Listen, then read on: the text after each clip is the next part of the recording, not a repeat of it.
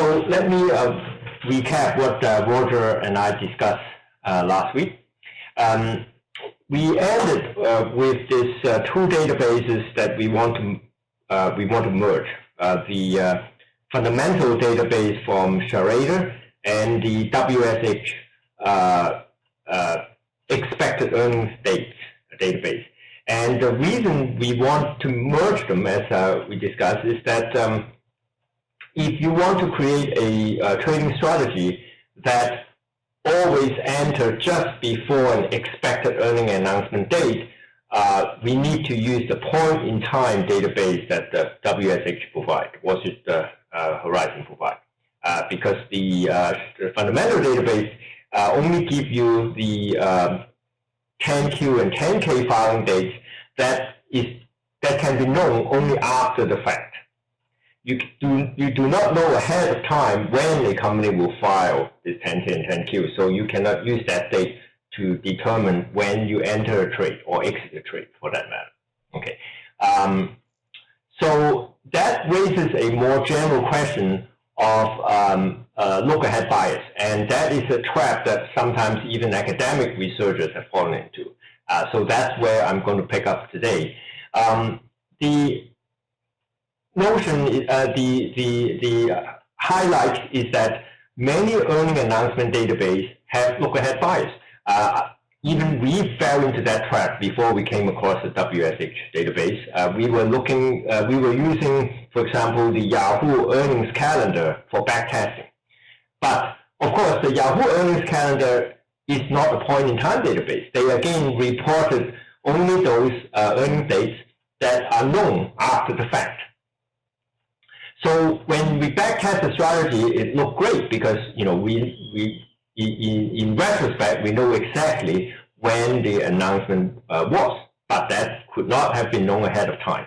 And even if you go to a more so-called academic database, such as the compensated database that is typically found in the WRDS. WRDS is the Wharton School academic research database that is widely available for many business schools to subscribe to, for many researchers to subscribe to. Even if you were to use that database, it is also using after the fact dates, and not only that, they are using restated fundamental data. That is to say, if a company have restated the earnings, as we have seen many instances of that from the Schrader database, you could have restated earnings 3 or 4 years after the fact, after that quarter. The WRDS compensated database would have revised the numbers to reflect that restated number. So that is again, actually not suitable for backtesting purpose. Now, to be fair, compensated does provide a point-in-time database, but that is usually not available to academic researchers for some reason. It's much more expensive. It's called compensated backtest. One wonders what's the point of having a database that is not for backtesting. Why would anyone want to look at that database that is not for backtesting? It's interesting, but they charge much more for the one that has the backtest at the end of the name. Okay, so that's just a peculiarity of a lot of these databases. Is to make sure that they are point in time and does not have subtle look-ahead bias, such as would be present in the compensated database and also would be, for example, in the Yahoo earnings data. So let's see. Let's we had done Roger had created a lot of exercises or gone through a lot of the details of how to merge these two databases last week. So actually, as a exercise of how you could use those technology, I have created this exercise. You can certainly try it at your leisure. The exercise is to create a feature matrix with n number of columns that are based on Schrader database quarterly filing. Okay, And it doesn't matter what M columns you choose. It's just an exercise. So it's not really using this feature matrix to make any prediction. So you can pick, for example, revenue, operating expenses, and whatnot. Okay. And then, so once you have that feature matrix, your task would be to find an algorithm to find the next earning announcement date that is based on the current 10Q and K filing date. So of course you have to figure out for a particular quarter what is the current 10Q and K filing date, right? What column in the original data would specify that, and also you have to merge this with the WSH data to figure out, given that particular filing date, when is the next earnings date that is expected. And the reason for doing so is that suppose you want to create a machine learning algorithm to use the current quarter's fundamental data to predict the next quarter earnings. That's what you would have to set up. You will probably have a features matrix that contains all the normalized columns. And then the label would be the return from just before the expected announcement date, the price just before the announcement date to right after the announcement date. So in order to create that label, you have to merge the WSH and the Charade database. Actually, what was not included in this exercise was to normalize the features, because these features, in their raw form, it suffers from one problem. So let me see, actually that's a good question. What is the problem of using a number such as the revenue from Charade database as a feature for making prediction, let's say on the for machine learning purpose, to make a prediction on the next quarter EPS, earnings per share? Should he say that it can overpower other features? That's okay actually, because if you find that let's say revenue is the most important predictor, that's fine. You can just use one predictor or one feature. That's perfectly okay, right? It's not a problem. But the reason is a little bit more subtle. So let me repeat the question. What is the problem of just using the raw number called, for example, revenue, as a feature in training a machine learning algorithm to predict, let's say, the next quarter earnings per share? Yes, normalization is the problem, Stanislaw. That is correct. So for this particular exercise, this is not a problem, because as I constructed this exercise to say we are only interested in predicting Amazon, right? So if it is only for predicting Amazon, normalization is not a big problem because their revenue is comparable. But still, even if you are only interested in predicting the EPS of one stock, the revenue, using a number like revenue, is still a bit of a problem. Actually, not a bit, but there's one problem, which is that the revenue time series is not a stationary price series. It's not a stationary time series. To qualify as a feature for machine learning prediction, a feature must satisfy stationarity. And that is the topic that I'm going to discuss later on today. Essentially, what it means is that since the inception of the company, the revenue, of course, starts from zero, hopefully,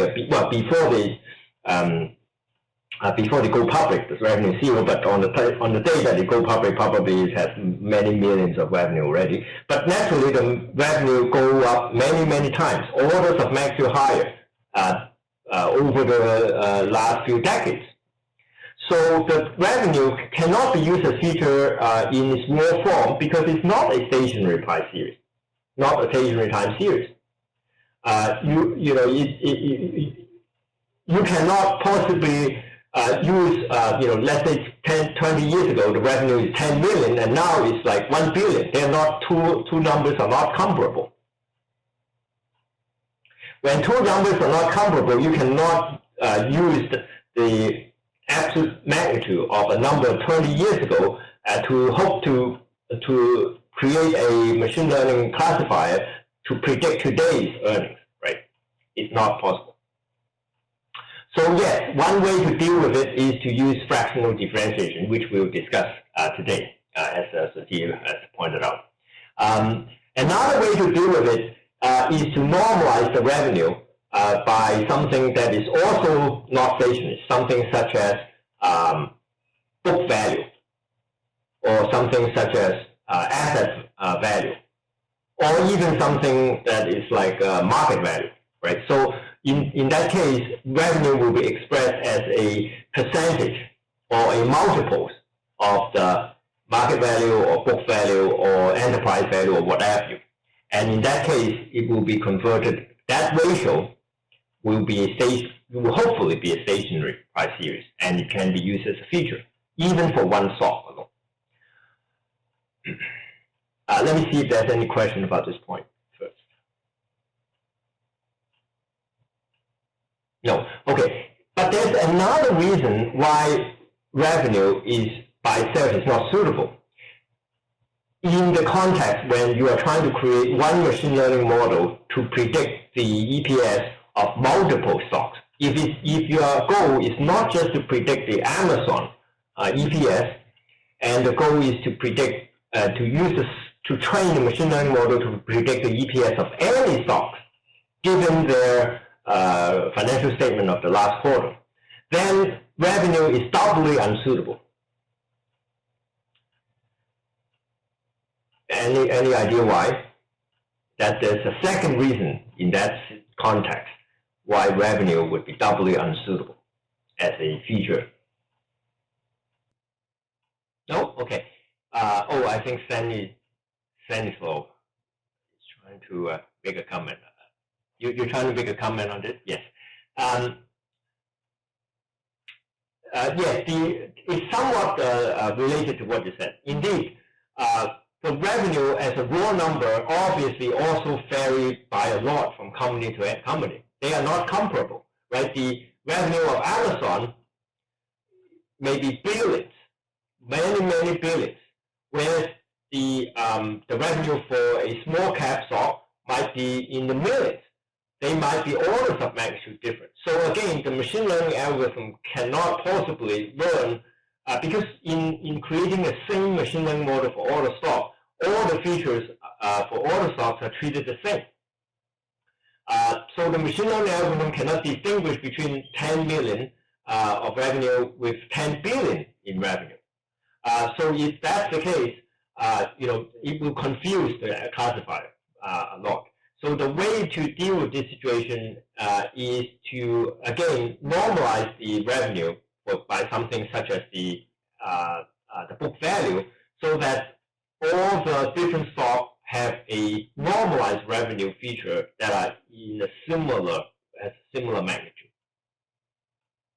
That do not depend on the size of the company. So in general, when you are aggregating the features of different stocks together, the features must not be size dependent. So that's the key word. They must be size independent. The normalization must make them independent of size so that the algorithm can learn different companies' features in the same way. Otherwise, it will create difficulty, because the label, if you will, oftentimes is either the return, right? The label is either the stock return, or it could be EPS change. In the label itself is size independent. So if you have a size independent label, you cannot have a size dependent feature. You are basically comparing apples to oranges. So in that case, it won't work. You have to do this normalization to A, make the feature stationary, and B, make it size independent. Okay, so that's a subtlety, even for that feature matrix creation.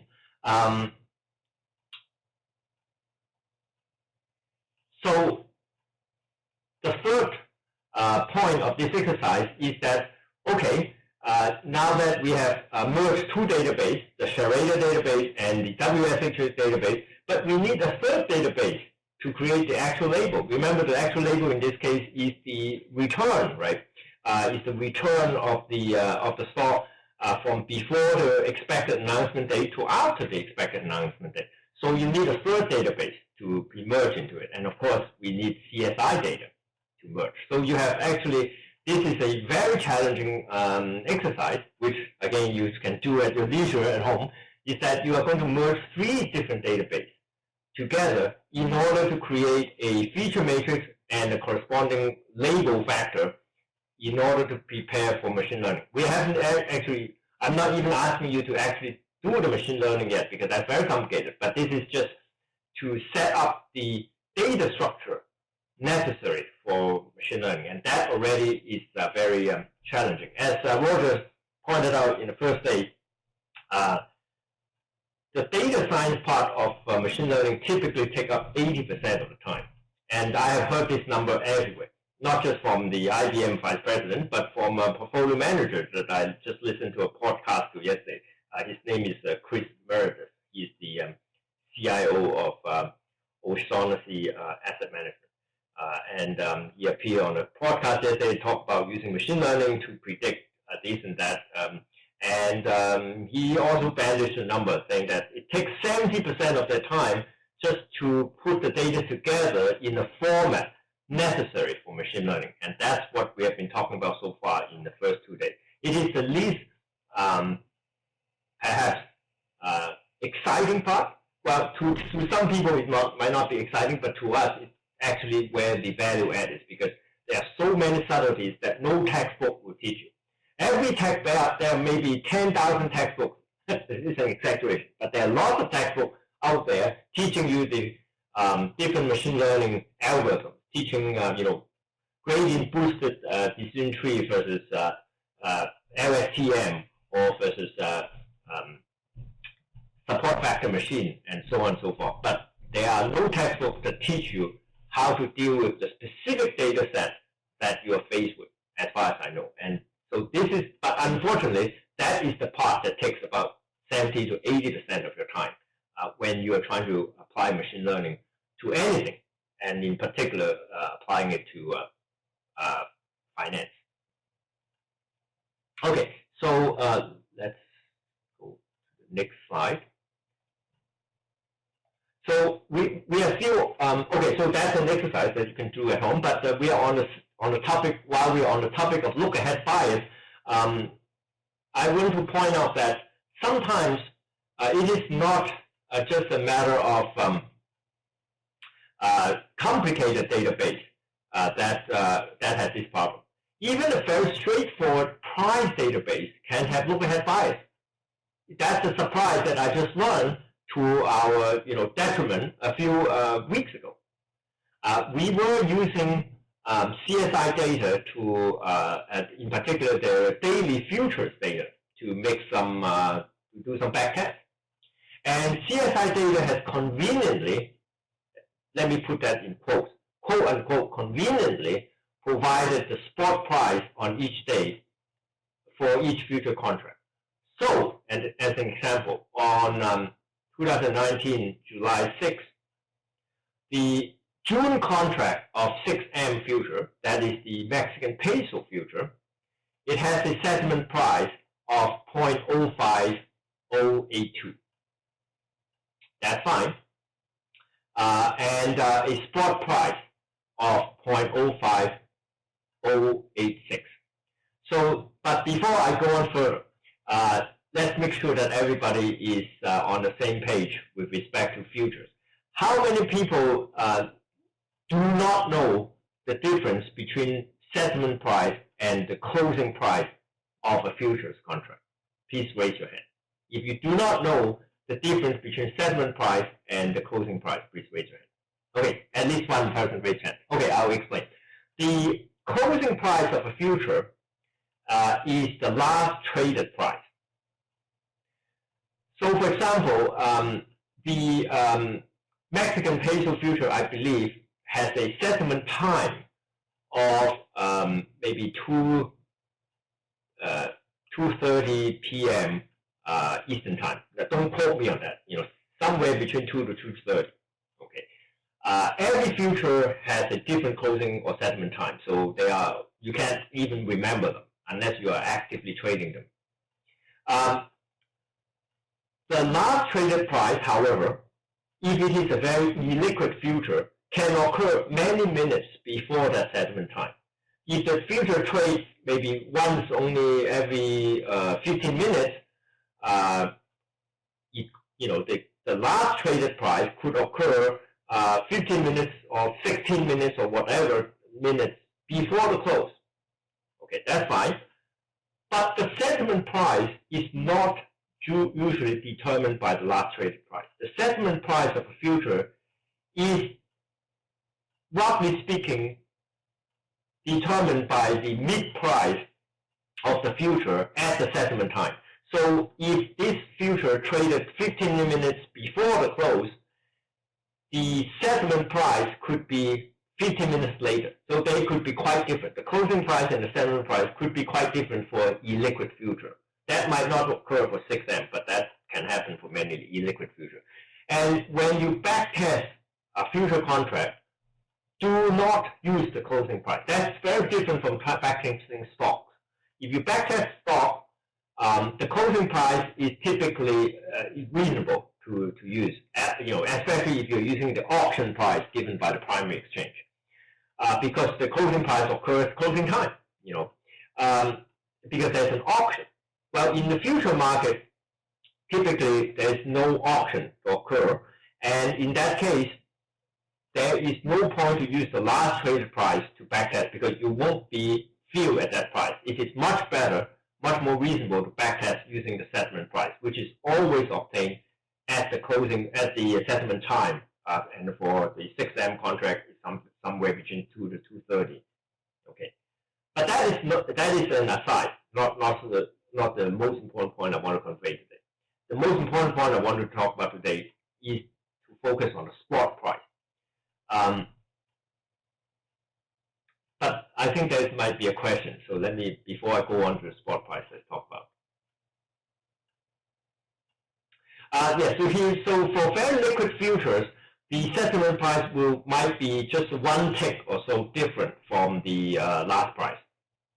So that's not a big deal. However, if you download the futures data from CSI data, what they quote you is the settlement price. They don't quote you. They don't give you the close price. Actually, they give you the close price, but it's not the value that is the default, which is good. So CSI data did a good job in that case. They give you the settlement price, not the closing price, not the last traded price, which is good. Unless you change the default to retrieve the last traded price, which I don't know why you would do so, but fortunately, that's not the default. Okay, so now the question is, what is the spot price? Again, please raise your hand if you don't know what the spot price of a future contract is. Okay, the spot price, and again, I want to make sure everybody's on the same page. The spot price of a future contract is simply, for physical commodity, would be the price of the actual commodity traded in the physical commodity market, not on the futures market. So, for example, if you're talking about gold, the spot price of gold would be the physical gold price. How you go to a jewelry store and you want to buy a bar of gold, that's the spot price.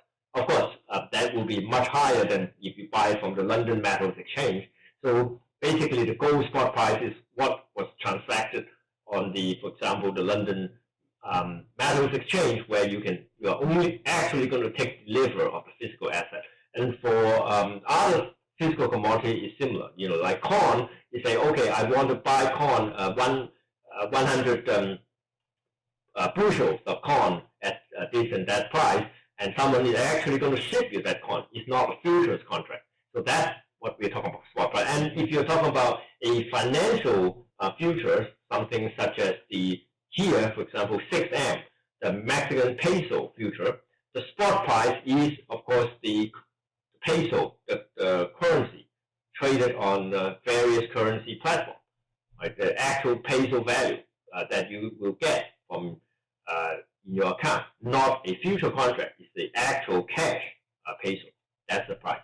Okay, so now that we know the difference between future price and spot price, there's also the concept called a roll return. The roll return, let me refresh you, even if you are familiar with the concept, is that the roll return is the difference between the future price and the spot price. And actually, to be precise, is the spot price minus the future price divided by the number of days to expiration. Okay, it is the spot price minus the future price divided by the number of days to expiration. So if the roll return is positive and the spot price remains unchanged throughout time, what that means is that if you're holding the future, you will make money until the future expires. And that is a situation called backwardation. If the roll return is negative, that means that the spot price is lower than the future price. And if the spot price remains unchanged throughout time, the future will have to convert the spot price at expiration. And that means that if you are long that future, you're going to lose money. That is a situation called contango. Okay, so that's a most important concept in futures. It's a sign of the roll return, or comparing spot and future price. So the question is, for this particular contract, I have given you this hypothetical number. Can you conclude that whether this roll return is positive or negative, whether the future is in contango or backwardation? If you have a guess, please post it on the chat box. Okay. Well, you have differing opinions. So let me get a poll. Okay. For those who think that this future is in backwardation, please raise your hand. In other words, if you think that the roll return is positive, please raise your hand.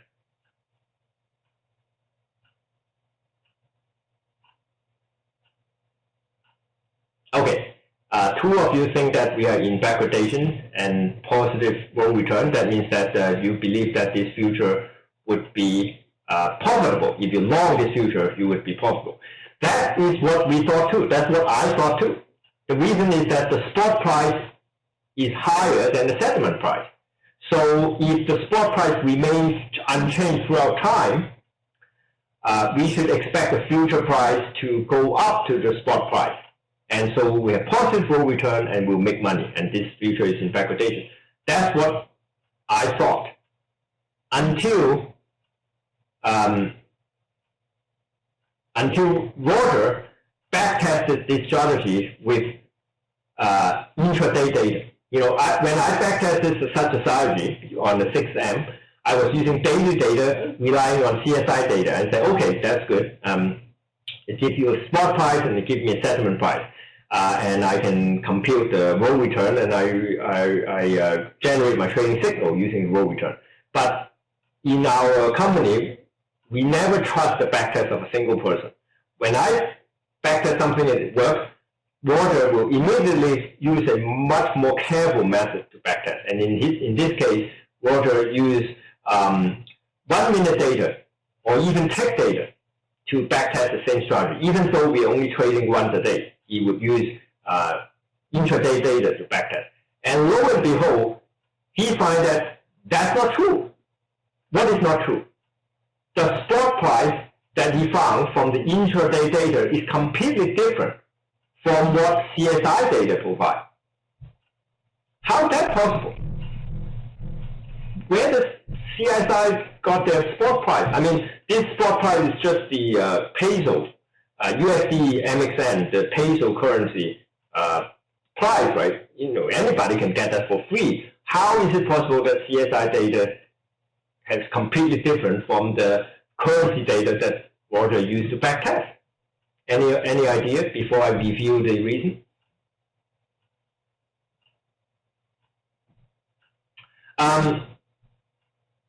Okay, that's a different issue, right? So we are not concerned about the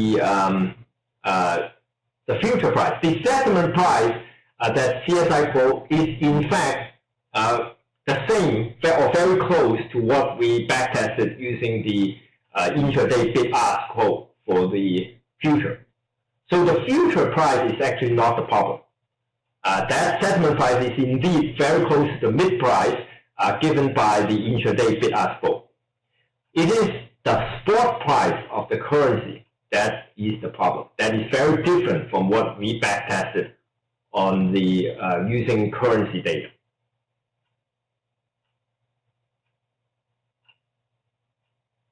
Right? So, in other words, it has nothing to do with the futures. The futures are all good, actually. It is the spot price that is the problem. So, I see that some of you still have ideas, so that no, liquidity is not the problem. So here that different foreign exchange have different prices. That is possible. That is certainly possible. But typically the difference is not that large, because if it's that large, there will be cross-exchange arbitrage. So typically the difference would be maybe 1 or 2 ticks. Peso future is extremely liquid. Maybe you are surprised, you would be surprised by that. But the peso future is more liquid than a lot of developed market currencies. For example, it is actually more liquid than CEF euro, the Swiss franc versus euro. Surprising, but that's true. So it's actually a very liquid currency, and the futures are also very liquid. So let me review the reason. The reason is that so the future settlement price for 6M is actually at 15 o'clock Eastern time. So I was saying it's between 2 to 2:30. That was wrong. I forgot. It's actually at 15 o'clock. Okay. But amazingly, CSI data selected the spot price at 17 o'clock.